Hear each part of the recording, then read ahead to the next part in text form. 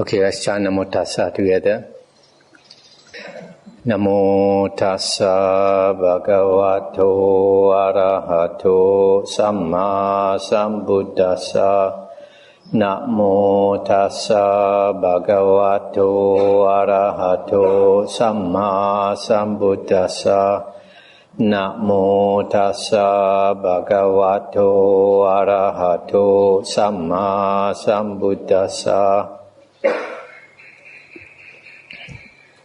Tonight we are starting on the Digha Nikaya. Today also happens to be the first day of the Vasa 2011, and I hope within these 3 months of the Vasa to finish all the suttas in the Digha Nikaya plus the 6 books of the Khuddaka Nikaya. And so tonight we start with the Digha Nikaya.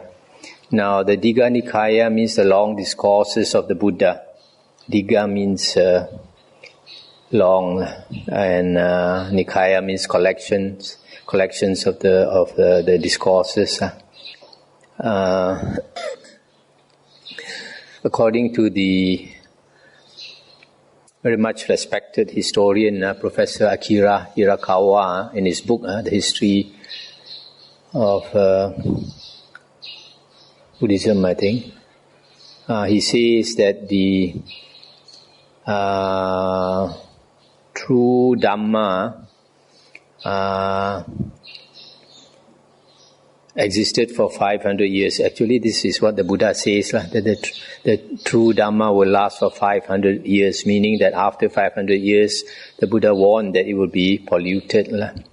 So within these 500 years, we see about 250 years after the Buddha's passing away, Emperor Asoka was the emperor in India, and he was a great supporter of Buddhism. So he erected these stone pillars where the carvings of the Buddha's words were made.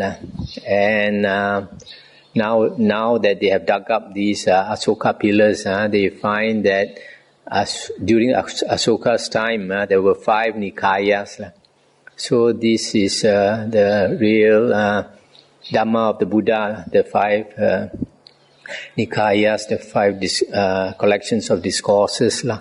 And I always stress that there's a very important sutta, Anguttara Nikaya 4.180, where the Buddha said, if any monk says that the Buddha taught in such and such a way, that the Buddha said such and such, the Buddha said not to accept it and not to reject it, but to compare it with the suttas and the Vinaya.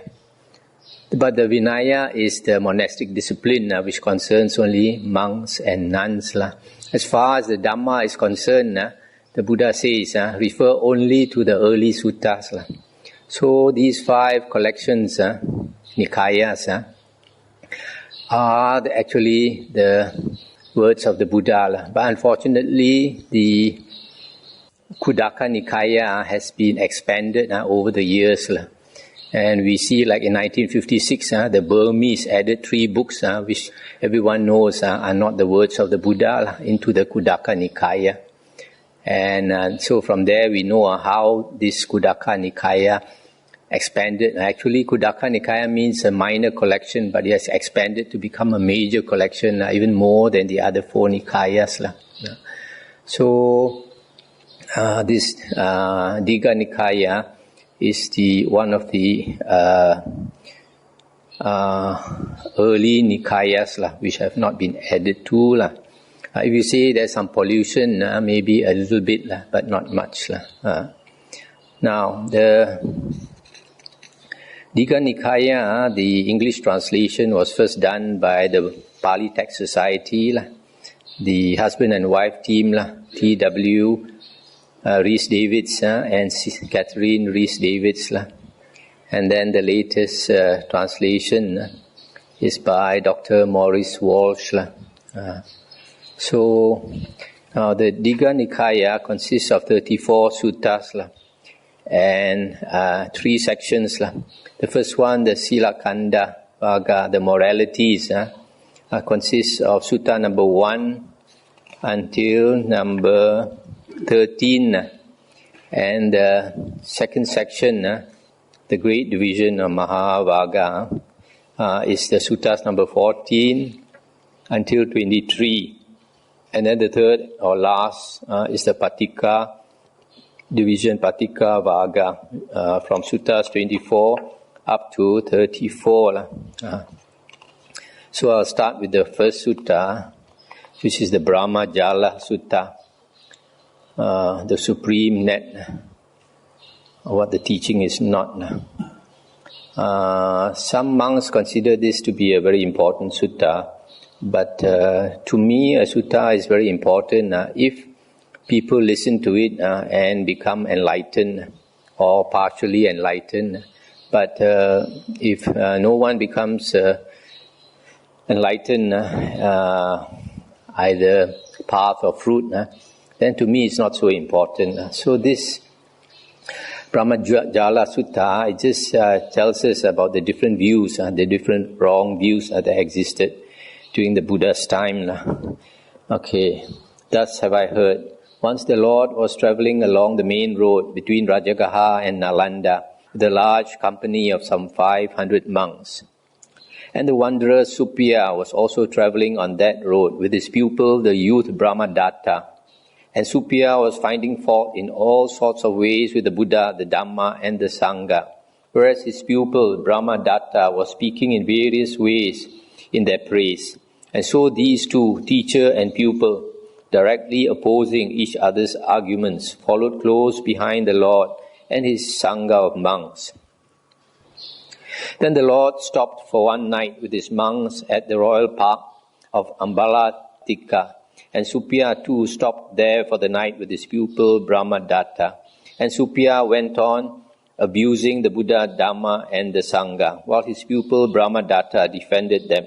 And thus disputing, they followed close behind the Buddha and his Sangha or order of monks. Now in the early morning, a number of monks, having got up, gathered together and sat in the round pavilion. And this was the trend of their talk. It is wonderful, friends, it is marvelous how the blessed Lord, Arahant, Sammasambuddha, knows, sees and clearly distinguishes the different inclinations of beings. For here is the wanderer Suppiya, finding fault in all sorts of ways with the Buddha, the Dhamma and the Sangha, while his pupil Brahmadatta in various ways defends them. And still disputing, they follow closely behind the blessed Lord and his Sangha of monks. Then the Lord, being aware of what those monks were saying, went to the round pavilion and sat down on the prepared seat. Then he said, "Monks, what was the subject of your conversation just now? What talk have I interrupted?" I'll stop here for a moment.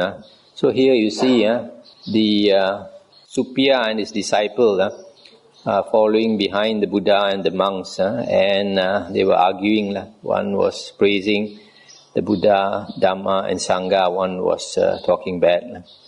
And some of the monks know, so probably because the Buddha and many of his disciples, Arahant disciples, had psychic power, so they knew what the Suppiya and Brahmadatta were talking about. Just as the Buddha here is aware of what his monks were saying, and he went to the pavilion to talk to them. And they told him. So they told him what was happening between Brahmadatta and his teacher Suppiya.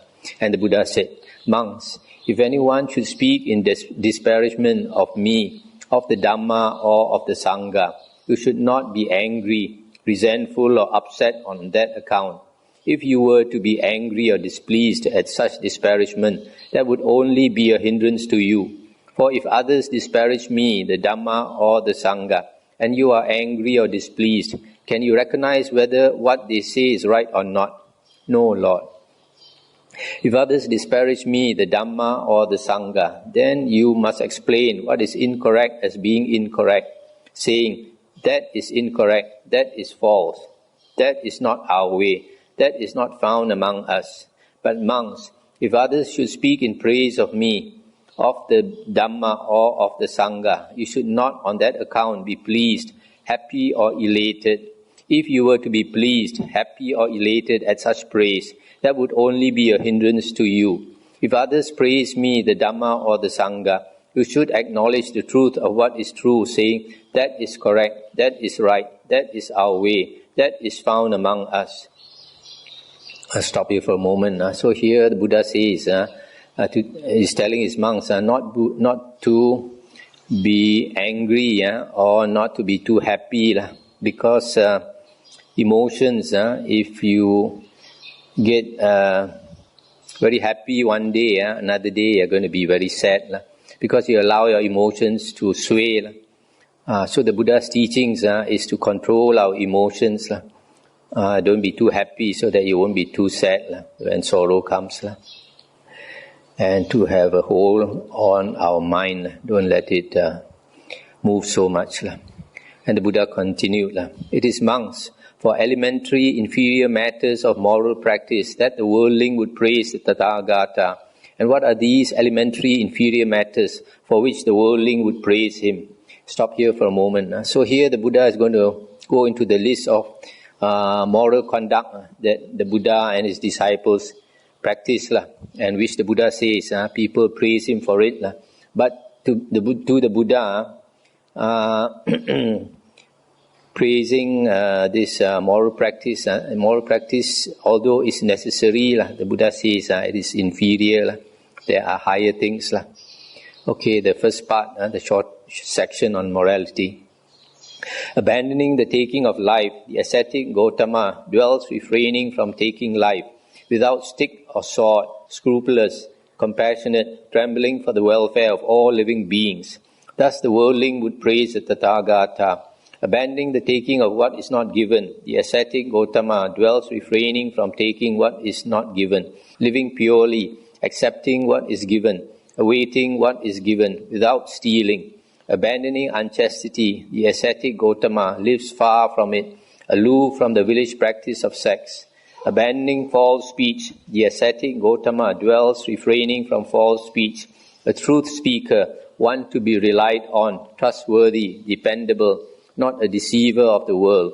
Abandoning malicious speech, he does not repeat there what he has heard here, to the detriment of these, or repeat here what he has heard there, to the detriment of those. Thus he is a reconciler of those at variance, and an encourager of those at one, rejoicing in peace, loving it, delighting in it, one who speaks up for peace. Abandoning harsh speech, he refrains from it. He speaks whatever is blameless, pleasing to the ear, agreeable, reaching the heart, urbane, pleasing and attractive to the multitude. Abandoning idle chatter, he speaks at the right time, what is correct and to the point of Dhamma and Vinaya. He is a speaker whose words are to be treasured, seasonable, reasoned, well defined and connected with the goal. Thus the worldling would praise the Tathagata. So here the Buddha is talking about the 7 precepts. In the early discourses of the Buddha usually talks about these 7 precepts. These 7 precepts are also considered the Aryan Sila, Aryan moral conduct. In the Noble Eightfold Path, 3 factors comprise the Sila component: right speech, right action, and right livelihood. Right speech consists of 4 precepts: not to lie, not to carry tales, to cause quarrel and fights, not to speak coarse or vulgar words, and not to engage in idle gossip. These are the 4 precepts under right speech. Under right action, you have 3 precepts: not to kill, not to steal, or here it says not to take what is not given, and not to engage in sexual misconduct. And then right livelihood, actually there are no precepts there because it is covered by right speech and right action. Right livelihood means you earn a livelihood without harming others. So these 3 together consist of 7 precepts. So if a person upholds these 7 precepts and he understands the Dhamma, then he can become an Arya. So these 7 precepts are very important. The ascetic Gautama is a refrainer from damaging seeds and crops. He eats once a day and not at night, refraining from eating at improper times. He avoids watching dancing, singing, music and shows. He abstains from using garlands, perfumes, cosmetics, ornaments and adornments. He avoids using high and wide beds. He avoids accepting gold and silver, in other words, money. He avoids accepting raw grain or raw flesh. He does not accept women and young girls, male or female slaves, sheep and goats, cocks and pigs, elephants, cattle, horses and mares, fields and plots. He refrains from running errands, from buying and selling, from cheating with false weights and measures, from bribery and corruption, deception and insincerity, from wounding, killing, imprisoning, highway robbery, and taking food by force. Thus the worldling would praise the Tathagata. So here, these are the other precepts which make up for the 10 precepts of a Samanera. Okay, then the middle section of morality. Whereas some ascetics and Brahmins, feeding on the food of the faithful, are addicted to the destruction of such seeds as are propagated from roots, from stems, from joints, from cuttings, from seeds, the ascetic Gautama refrains from such destruction. Thus the worldling would praise the Tathagata. Whereas some ascetics and Brahmins, feeding on the food of the faithful, remain addicted to the enjoyment of stored up goods such as food, drink, clothing, carriages, beds, perfumes, meat, the ascetic Gautama refrains from such enjoyment. Whereas some ascetics and Brahmins, etc., remain addicted to attending such shows as dancing, singing, music, displays, recitations, hand music, cymbals and drums, fairy shows, acrobatic and conjuring tricks, combats of elephants, buffaloes, bulls, goats, rams, cocks and quail, fighting with staves, boxing, wrestling, sham fights, parades, maneuvers and military reviews, the ascetic Gautama refrains from attending such displays. Whereas some ascetics and Brahmins remain addicted to such games and idle pursuits as 8 or 10 row chess, chess in the air, hopscotch, spillikins, dicing, hitting sticks, hand pictures, ball games, blowing through toy pipes, playing with toy plows, turning somersaults, playing with toy windmills, measures, carriages and bows, guessing letters, guessing thoughts, mimicking deformities, the ascetic Gautama refrains from such idle pursuits. Whereas some ascetics and Brahmins remain addicted to high and wide beds and long chairs, couches adorned with animal figures, fleecy or variegated coverlets, coverlets with hair on both sides or one side, silk coverlets embroidered with gems or without, elephant horse or chariot rugs, choice spreads of antelope hide, couches with awnings, or with red cushions at both ends, the ascetic Gautama refrains from such high and wide beds. Whereas some ascetics and Brahmins remain addicted to such forms of self-adornment and embellishment as rubbing the body with perfumes, massaging, bathing in scented water, shampooing, using mirrors, ointments, garlands, scents, unguents, cosmetics, bracelets, headbands, fancy sticks, bottles, swords, sunshades, decorated sandals, turbans, gems, yak-tail fans, long-fringed white robes, the ascetic Gautama refrains from such self-adornment. Whereas some ascetics and Brahmins remain addicted to such unedifying conversation as about kings, robbers, ministers, armies, dangers, wars, food, drink, clothes, beds, garlands, perfumes, relatives, carriages, villages, towns and cities, countries, women, heroes, street and well gossip, talk of the departed, desultory chat, speculations about land and sea, talk about being and non-being, the ascetic Gautama refrains from such conversation. Whereas some ascetics and Brahmins remain addicted to disputation such as, you don't understand this doctrine and discipline, Dhamma Vinaya. I do. How could you understand this doctrine and discipline? Your way is all wrong, mine is right. I am consistent, you aren't. You said last what you should have said first, and you said first what you should have said last. What you took so long to think up has been refuted. Your argument has been overthrown, you are defeated. Go on, save your doctrine, get out of that if you can. The ascetic Gautama refrains from such disputation. Whereas some ascetics and Brahmins remain addicted to such things as running errands and messages, such as for kings, ministers, nobles, Brahmins, householders, and young men who say, "Go here, go there, take this there, bring that from there." The ascetic Gautama refrains from such errand running. Whereas some ascetics and Brahmins remain addicted to deception, patter, hinting, belittling, and are always on the make for further gains, the ascetic Gautama refrains from such deception. Thus the worldling would praise the Tathagata.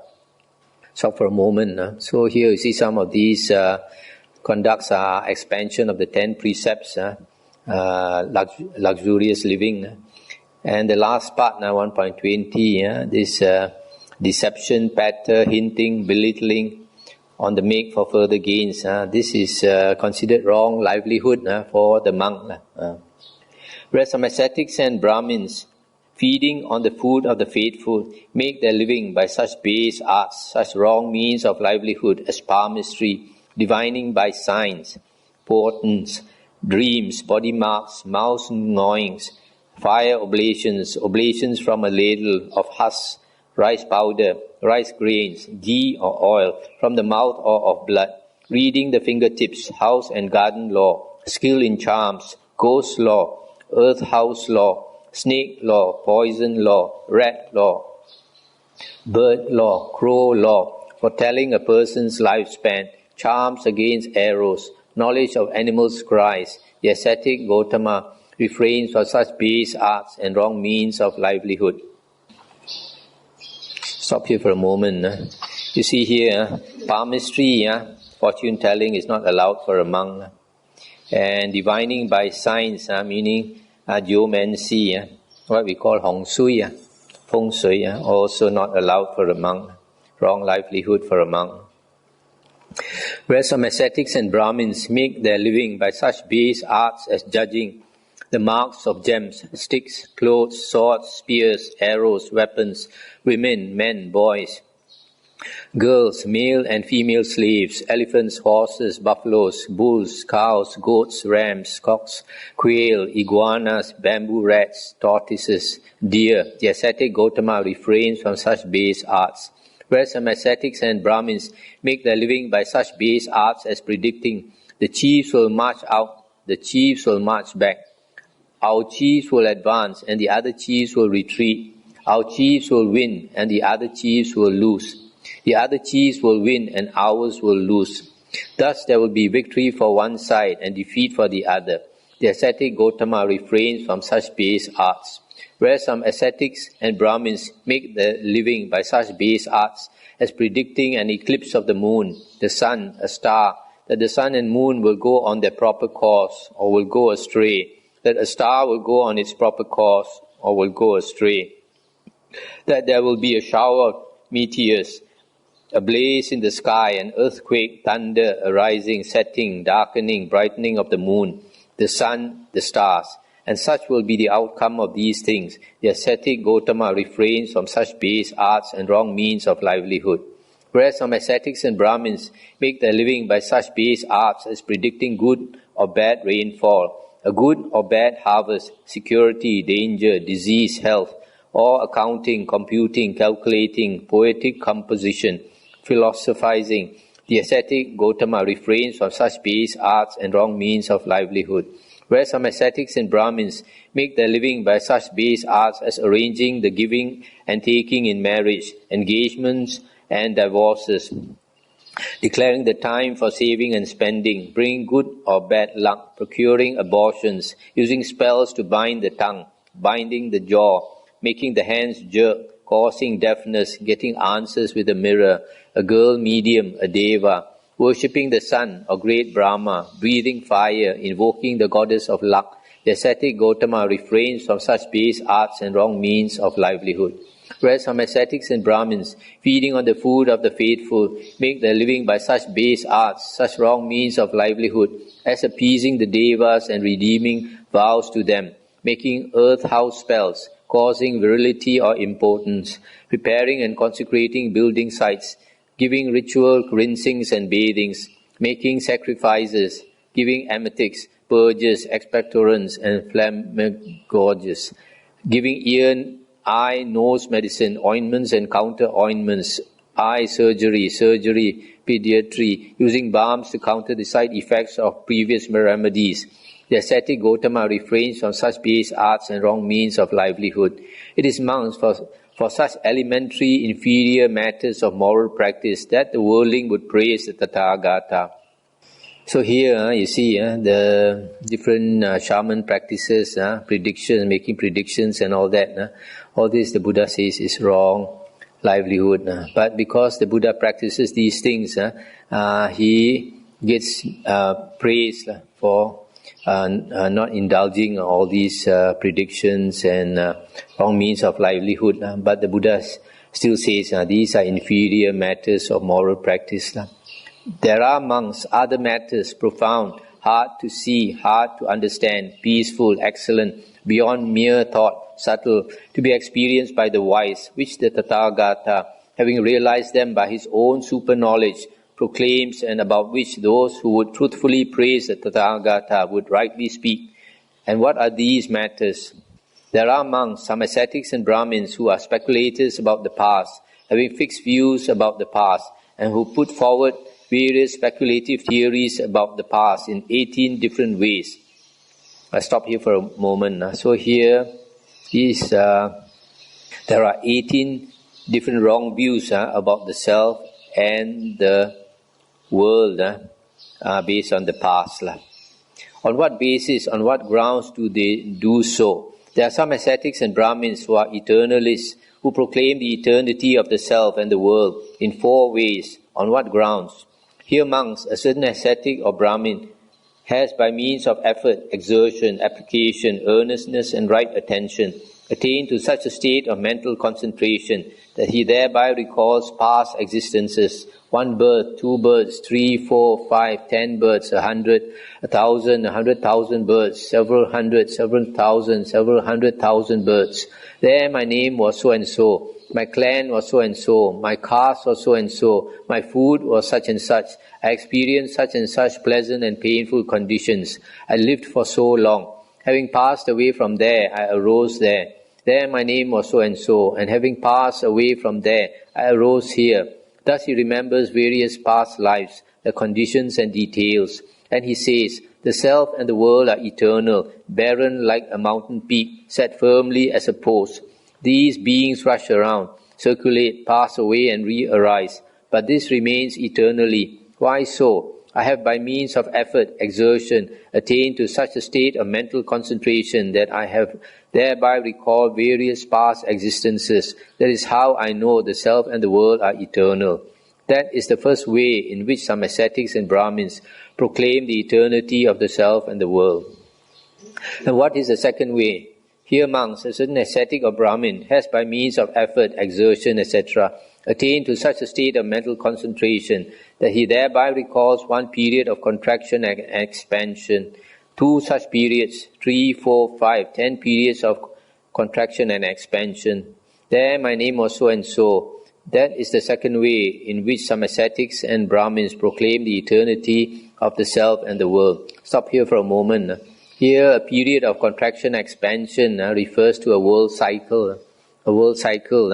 There's a time when the world expands and a time when the world contracts. And this refers to the stars. Expansion means the stars go away from each other. The galaxy expands. The stars go away from each other. And after some time, it will collapse. That is contraction. And the stars come closer and closer together until they come together and burn. That will be the end of the world. And what is the third way? Here monks, an ascetic or Brahmin, has by means of effort, etc., attained to such a state of mental concentration that he recalls 10, 20, 30, 40 periods of contraction and expansion. There my name was so and so, etc. That is the third way in which some ascetics and Brahmins proclaim the eternity of the self and the world. And what is the fourth way? Here a certain ascetic or Brahmin is a logician, a reasoner, hammering it out by reason, following his own line of thought. He argues, the self and the world are eternal, barren like a mountain peak, set firmly as a post. These beings rush around, circulate, pass away and re-arise, but this remains forever. That is the fourth way in which some ascetics and Brahmins proclaim the eternity of the self and the world. These are the four ways in which these ascetics and Brahmins are eternalists and proclaim the eternity of the self and the world on four grounds. And whatever ascetics or Brahmins are eternalists and proclaim the eternity of the self and the world, they do so on one or other of these four grounds. There is no other way. This monks, the Tathagata, understands. These few viewpoints thus grasped and adhered to will lead to such and such destinations in another world.